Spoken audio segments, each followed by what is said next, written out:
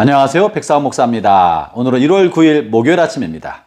오늘도 신실한 마음으로 하나님의 말씀과 함께 하루를 살아가는 여러분 모두에게 우리 하나님의 크고 놀라운 은총이 종일토록 함께 하시기를 바랍니다. 오늘 주신 하나님의 말씀은 여호수아서 7장 1절부터 15절까지 말씀인데요. 오늘 본문에는 이스라엘 백성이 여리고 점령을 끝내고 나서 이제 그 옆에 있는 아주 작은 성 중에 하나인 아이성을 정복하기 위하여 아이성 전투를 벌였는데 아이성 전투에서 큰 패배를 하고 큰 좌절감에 빠진 내용을 오늘 본문에서 다룹니다.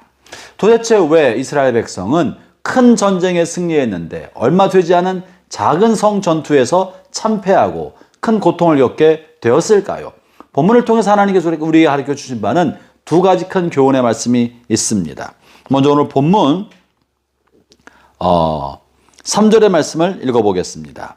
여호수아에게로 돌아와 그에게 이르되 백성을 다 올라가게 하지 말고 2-3천 명만 올라가서 아이를 치게 하소서. 그들은 소수이니 모든 백성을 그 뒤로 보내어 수고롭게 하지 마소서 하므로.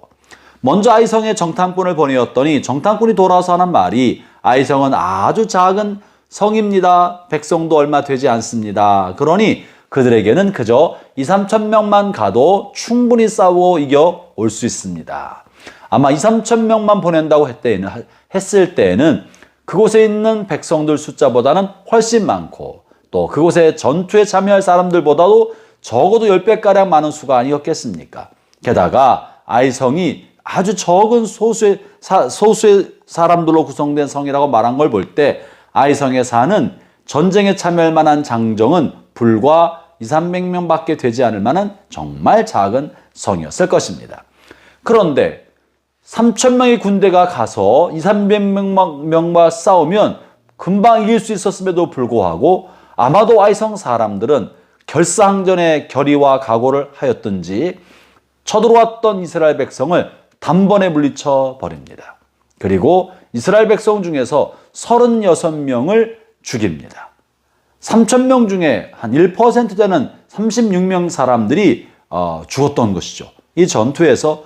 그런데 이렇게 36명 정도 3,000명 중에 1%만 죽었는데도 이스라엘 백성은 큰 두려움에 빠지고 좌절과 절망을 느끼게 되며 앞으로 남은 전쟁에 대한 전의를 상실해버리고 맙니다. 그러면서 6절부터 이제 여호수아가 이로 인하여 낙심하고 좌절하고 그래서 하나님 앞에 옷을 찢고 눈물로 하나님의 도우심을 호소하는 내용이 실려 있습니다. 5절에 이런 표현이 있는데요. 아이 사람이 그들을 36명쯤 쳐 죽이고 성문 앞에서부터 스바림까지 쫓아가 내려가는 비탈까지 쳤으므로 백성의 마음이 녹아 물같이 된지라. 왜 이렇게 이 적은 희생이 났음에도 불구하고 큰 두려움에 빠지게 되었을까요? 이것은 이스라엘 백성이 전쟁에 대해서 철저하게 준비하지 않았기 때문에 그런 것입니다. 그리고 이들이 얼마나 오합지졸의 병사였는지를 보여줍니다. 죽음에 대한 두려움, 너무 전쟁을 쉽게 생각한 것이죠. 비록 여리고 점령 전쟁은 큰 승리를 얻게 되었지만 그것은 이스라엘 백성의 탁월성과 전투 능력 때문에 된 것이 아니라 하나님의 은혜로 된 것인데 이것을 알지 못하고 마치 본인들이 대단한 능력과 힘을 가지고 있었기 때문에 전쟁에 이겼던 것처럼 생각해서 아주 적은 수의 적과 싸우다가 적은 희생만 났음에도 불구하고 큰 좌절감, 우리가 이를 감당하기 어렵다는 두려움을 얻게 되었던 것입니다.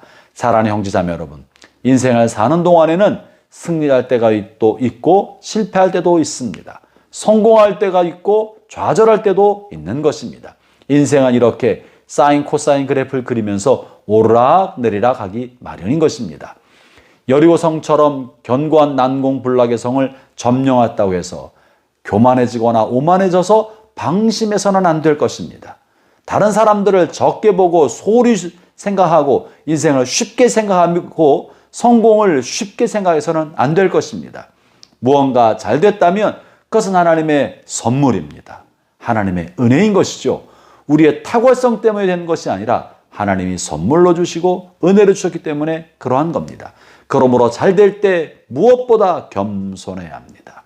하나님의 은혜인 줄 알고 그 다음에 할 때도 더 열심히 더 철저히 잘 준비해야지, 그러하지 아니하고 우쭐한 마음에 준비를 게을리하면 그 다음에 벌어진 일에는 좌절과 실패를 맞게 될 것입니다. 두 번째, 이 아이성 전투에서 패배했던 이유 중에 하나는 그들이 욕심을 내었기 때문에 그런 거예요. 이스라엘 백성이 광야를 지나는 40년 동안에 사실은 검소하고 가난했습니다. 가지고 있는 옷 그 한 벌을 가지고 그 몇 벌을 가지고 40년을 지냈고 먹는 것도 그저 만나로 만족할 만큼 대단히 검소하게 살아왔습니다. 그러다가 아이성에서부터 많은 전리품을 보게 되었을 때, 전쟁에 참여했던 사람 중에 여리고에서 그것을 보게 되었을 때 전쟁에 참여했던 사람 중에 한 사람인 아간의 마음속에 이 물욕, 물질에 관한 욕심이 들어가면서 하나님이 다 불태워버리라고 했건만 일부를 빼돌려 숨겼던 거죠. 설마 하나님이 아시겠어? 아무도 안 보는데 누가 본다고? 아무도 모를 거야 하는 이런 생각이 그로 하여금 물질에 욕심을 내고 그 물질을 훔쳐서 자기 것으로 삼고자 하는 그런 충동을 일으켰던 것입니다. 사랑하는 형제자매 여러분, 하나님의 일을 한다고 하고 하나님의 뜻을 이루어드린다고 하면서 자기 안에는 물질에 관한 욕심, 명예에 관한 욕심, 사심을 가지고 그 일에 참여한다면 아간처럼 되고 마는 것입니다. 하나님이 아시겠어? 사람들이 알겠어? 아무도 모르는데 그렇지 않습니다. 하나님이 다 알고 계시고 여러분의 양심이 알고 주변 사람들이 압니다. 그러므로 일이 잘 될 때, 또 하나님의 일을 하고 있을 때, 주님의 뜻대로 하고 있다고 믿고 있을 때 더욱더 긴장하여 거룩하고 진실하며 거짓 없는 깨끗한 마음으로 사심 없는 삶을 살기를 바랍니다.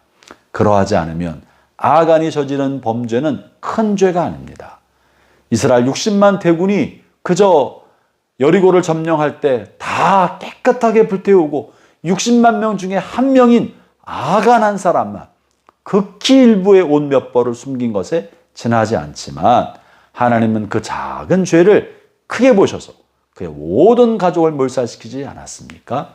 우리가 주의를 하고 우리 남은 생애를 살아가며 하나님의 꿈을 이루어지는 삶을 사는 동안에 지극히 작은 것 하나라도 사심을 가지고 욕심을 내거나 명예 욕심을 내거나 나 자신의 유익을 위하여 가로채지 않도록, 하나님의 것을 가로채지 않도록 늘 경계하는 마음, 겸손한 마음, 그런 의식을 가지고 살아가기를 바랍니다. 하나님의 은혜가 올 한 해도 여러분과 함께 하시기 바랍니다. 기도하겠습니다. 하나님 아버지, 우리가 긴 인생을 살아가는 동안에 때로 욕심과 명예욕이 우리의 마음을 사로잡을 때가 있습니다. 우리도 세상 사람들처럼 이것도 해보고 싶고 저것도 얻고 싶은 마음이 들어서 우리 마음을 혼란하게 할 때가 있습니다. 그러할 때 아간을 기억하게 하여 주셔서 하나님의 일을 감당하고 주님의 사명을 감당하고 주의 꿈을 이뤄갈 때 우리의 욕심이, 또 우리의 사심이 우리의 것을 취하지 아니하도록 오직 하나님 것을, 하나님께만 영광 돌릴 수 있는 거룩한 마음, 진실한 마음을 가지고 우리가 맡긴 사명의 일을 잘 완주할 수 있도록 도와 주시옵소서. 올 한 해도 사랑하는 모든 주의 백성들에게 하나님의 은혜와 평강에 더해지며 사심 없이 욕심 없이 거룩하고 깨끗한 길을 걸어가도록 붙잡아 주옵소서. 예수님 이름으로 기도합니다. 아멘.